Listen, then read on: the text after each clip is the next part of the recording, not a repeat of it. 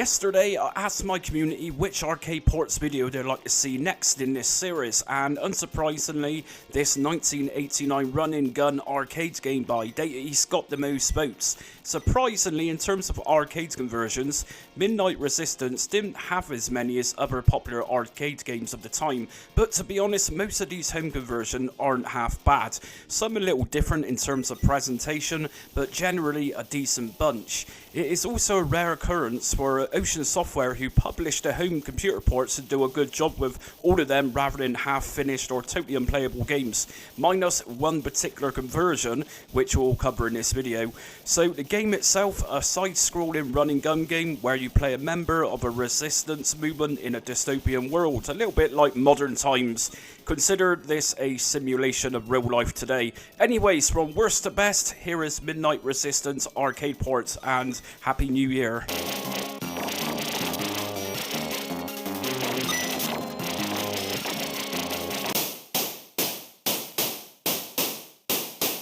Midnight Resistance on the Amstrad CPC isn't a bad game, and certainly not as terrible on the Amstrad CPC as some other arcade conversions were. The general issue here compared with others is a small gameplay screen and fairly sluggish frame rates when moving. Surprisingly, the coders have almost used a monochrome look, which is a shame considering Amstrad could pull off some really nice colours compared with other 8-bit microcomputers of this era. The layout of this version is very slightly different from the arcades game, but not so different that it stands out majorly. There is no music here, but just sound effects. I particularly like the sounds of explosions with this version.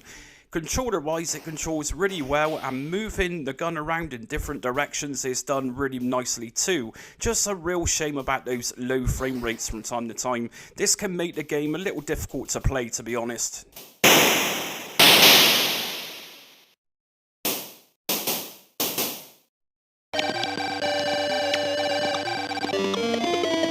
Ocean did a tremendous job with the ZX Spectrum version. In ways, it kind of is similar to the Amstrad's version in terms of its colours used, but unlike Amstrad, the ZX Spectrum was acceptable to be used in this type of colour scheme.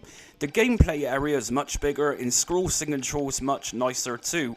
This version contains both music and sound effects, and they are really nicely done here. There is some slight frame drops here and there, but again, considering this is a Spectrum game with a fair amount happening on screen all at once, this is absolutely impressive stuff. I really cannot knock this version, much as it really is faithful to the 1989 Data East original. If I really wanted to be nitpicky, I could say that the sprites used are more of a cartoon style, but even then that would be stupid because the sprites look so nicely detailed, even if they do look different to the other versions in this video.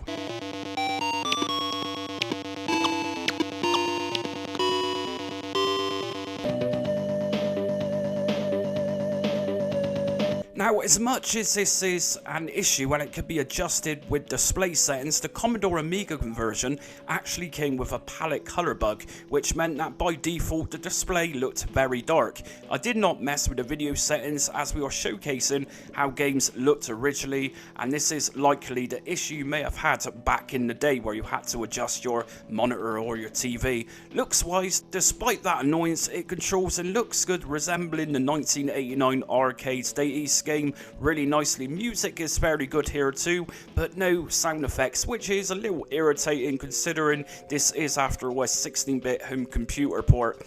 Everything controls nicely here, and not much going wrong in terms of frame drops either. The music in the next conversion truly blows the socks off this Amiga conversion though. It's truly a shame that this version had the color palette bug, otherwise this would have clearly ranked much higher.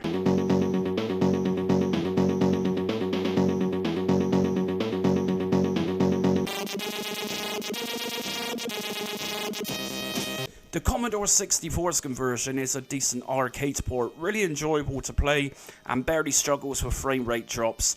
A couple of occasions this was the case, but nothing too overwhelming which rendered the game unplayable. This one really is nice to control, and pointing your weapon in all angles is very nicely implemented here too, very smooth. It's obviously got a full screen but lacks sound effects. However, where music is concerned, Keith Tinman's soundtrack to the game is top notch without a doubt, as generally was the case with 8-bit computer games where Commodore 64 was concerned. Something else missing here is scrolling into the first mission on the Jeep. Most kids likely had this with their Commodore 64 Night Moose pack back in the day and were very much chuffed with it by what I've read with online reviews. It really is a great port of this game.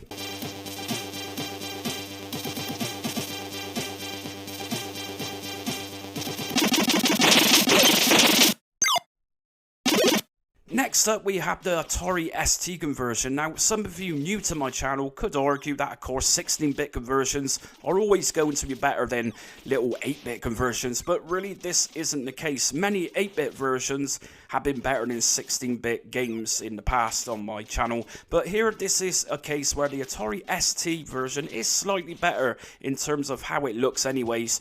It is a slightly smaller screen rather than full screen, which is acceptable as many ST games output this anyways. Now again, the all-important thing is how well does the sprite move around and respond?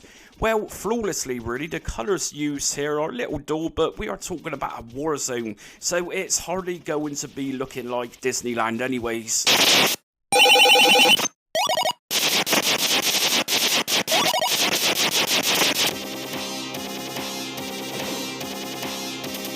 In first place, we have the 1991 release for the Sega Mega Drive or Sega Genesis. Although a tad bit on the difficulty side, the game looks great and sounds brilliant too. Is it the best running gun game for the Mega Drive? Well, probably not. That would likely be handed over to Gunstar Heroes. However, in the context of this video, it most definitely is the best of the bunch. A nice feature with this release is the option menu where you can actually change the difficulty level too.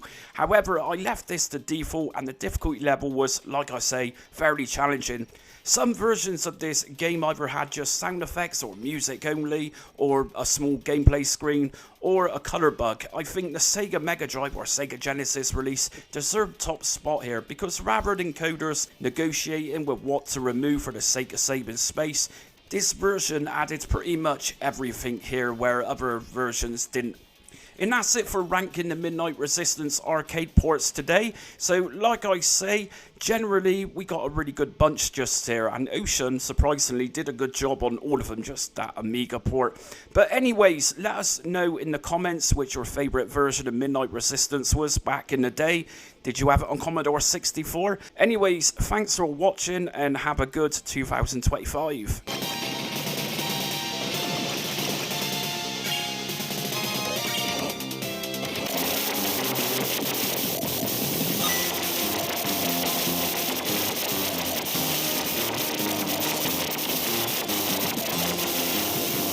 Full auto. Homing missile.